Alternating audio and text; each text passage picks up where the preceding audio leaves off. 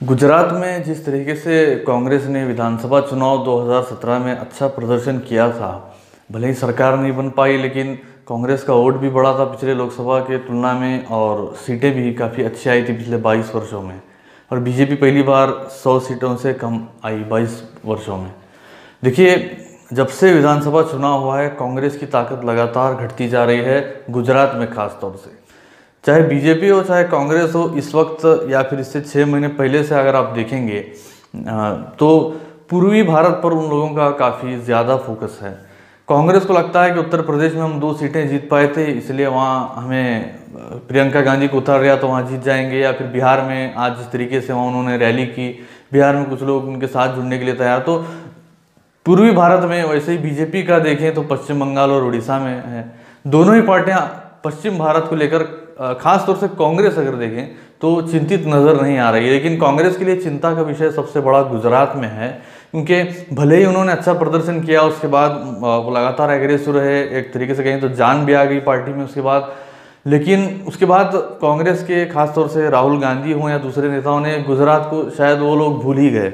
उसके बाद से देखिए पार्टी लगातार कमज़ोर होती जा रही है। सबसे पहले पार्टी के जो विधायक थे, जो 77 सीटें जो कांग्रेस ने जीती थी, एक कांग्रेस के विधायक थे कुंवर जी बावलिया, उन्होंने पार्टी से भी इस्तीफा दिया, उन्होंने विधायकी से भी इस्तीफा दिया और वो बीजेपी के टिकट पर अपना उपचुनाव लड़े और वो बड़े अंतर से 20,000 वोटों से जीत कर आए और उन्हें मंत्री बनाया गया। ये पहला झटका था कांग्रेस के लिए। और जो कल हुआ, आशा पटेल जो पाटीदार नेता हैं वो भी कांग्रेस से चुनाव जीते थे, जो कि ऊंझा सीट से थे।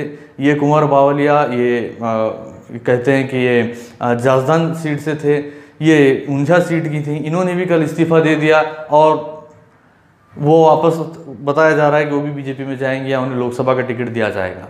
तो पार्टी में लगातार कमजोरी है और सबसे बड़ा कमजोरी, जो कांग्रेस की सबसे बड़ी कमजोरी कहे जा सकते हैं, वो है अल्पेश ठाकुर का नाराज़ होना। अल्पेश ठाकुर जो कि सबसे एग्रेसिव एक कहेंगे युवा नेता हैं, वो लगातार पार्टी से नाराज़ हैं, खासतौर से राज्य के नेताओं से। उसको लेकर राहुल गांधी से मुलाकात भी उन्होंने की, लेकिन क्या बात हुई वो सार्वजनिक तौर से बताया नहीं, लेकिन ये ज़रूर बताते हैं अल्पेश ठाकुर के राज्य के नेताओं से हमारी सबसे ज़्यादा नाराज़गी है। देखिए, अल्पेश ठाकुर जैसे नेता को नज़रअंदाज करना कांग्रेस के लिए बहुत भारी पड़ सकता है, क्योंकि जब अल्पेश ठाकुर, जिग्नेश मेवाणी या हार्दिक पटेल जब इन्होंने कांग्रेस का समर्थन अभी नहीं किया था, जो 2012, 2007, इससे पहले कांग्रेस की हालत बहुत ही खराब थी, दयनीय थी। इसके बाद जब ये 3 लोग आए तो पार्टी में लगातार जान आई। खासतौर से अल्पेश ठाकुर वो कांग्रेस में आ गए पूरी तरीके से, हार्दिक पटेल अभी नहीं आए हैं। लेकिन जिस तरीके से कांग्रेस में लगातार कमजोरी हो रही है, और अल्पेश ठाकुर की खास बात यह है कि उनके ठाकुर सेना जो बड़ा संगठन है उसके 5 लाख से ज़्यादा सदस्य बताए जाते हैं और वो एक्टिव उनके काफ़ी कार्यकर्ता हैं। तो जिस तरीके से कांग्रेस को मदद मिल सकती है, खासतौर से कांग्रेस संगठन में हमेशा फेल होती है। बीजेपी का जो विशाल संगठन खासतौर से गुजरात में है, जो गुजरात की क्षेत्रीय पार्टी की तरह बीजेपी बिहेव करती है, वैसे ही कांग्रेस के पास तो कुछ नहीं है, केवल नेताओं के बल पर वो चुनाव जीतते रहे हैं। ये भी राहुल गांधी की लीडरशिप में उन्होंने चुनाव लड़ा और उन्हें ज़्यादा सीटें आई, लेकिन ना राज्य में कांग्रेस के पास नेता है ना संगठन है। तो अल्पेश ठाकुर के शक्ल में ये हो सकता था, उनकी तस्वीर आगे कर कांग्रेस कुछ अच्छा कर सकती थी, खासतौर से ओबीसी कम्युनिटी में, जो पिछड़ा वर्ग है वहां पर। तो लगातार वो नाराज चल रहे हैं और पार्टी की लीडरशिप, खासतौर से राहुल गांधी, जब से विधानसभा का चुनाव हुआ है ना कभी गुजरात गए ना उनके बड़े नेता वहां गए।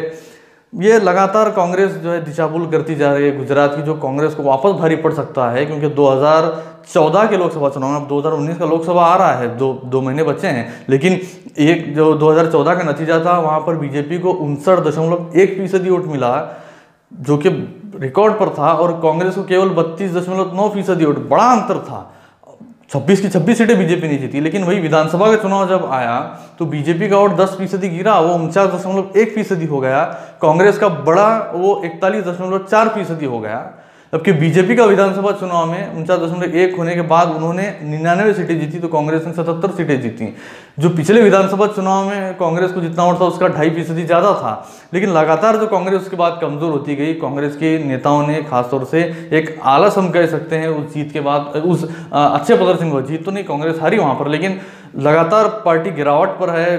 काफ़ी विधायक छोड़कर जा रहे हैं, संगठन नहीं है, और संगठन का जो एक युवा चेहरा है उसकी भी लगातार ये हो रही है। तो कांग्रेस के लिए बड़ा चिंता का विषय हो सकता है, क्योंकि खोने के लिए कांग्रेस के पास कुछ नहीं है गुजरात में। अगर यहाँ कांग्रेस कुछ ताकत लगा दे तो ग्रामीण गुजरात में हो सकता है कांग्रेस को ज़्यादा सीटें जीतने मिल सकता है, या 2-4 भी अगर सीटें मिले तो कांग्रेस के लिए फायदा ही है कि 2009 में तो कांग्रेस ने 11 सीटें जीती थी, लेकिन अब अगर 2-4 भी जीत ले जाए ऐसे माहौल में तो कांग्रेस के लिए ये काफ़ी संजीवनी साबित होगा, उसे 100 का आंकड़ा पार करने में मददगार भी साबित होगा। तो कांग्रेस को ज़्यादा फोकस अब गुजरात पर करना चाहिए, जहाँ कांग्रेस की संभावनाएं नजर आती हैं।